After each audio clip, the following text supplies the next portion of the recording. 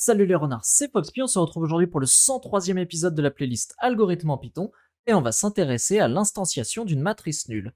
Donc une matrice, elle a un certain nombre de lignes que l'on notera m, et elle a un certain nombre de colonnes que l'on notera n. La rencontre entre chaque ligne et chaque colonne devra être un 0.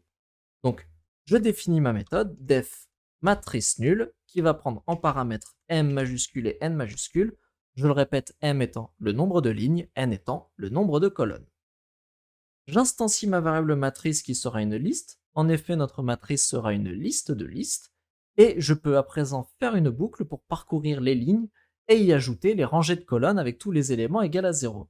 Donc, for i in range m.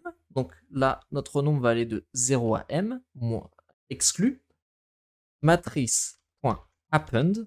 Et là, on va ajouter 0 for x in range. Et là, n.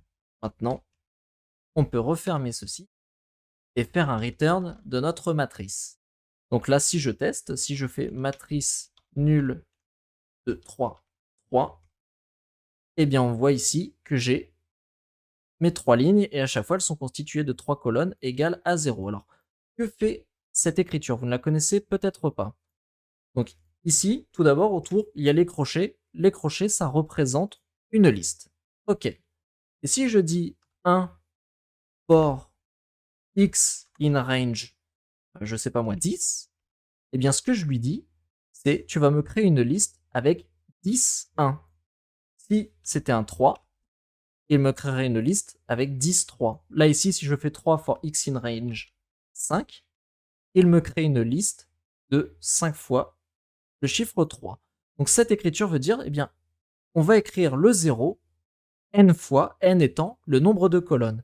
Et cette liste-là, une fois qu'on a nos 0, quand je fais tag 0 n fois, eh bien cette liste-là, on l'ajoute à la liste matrice.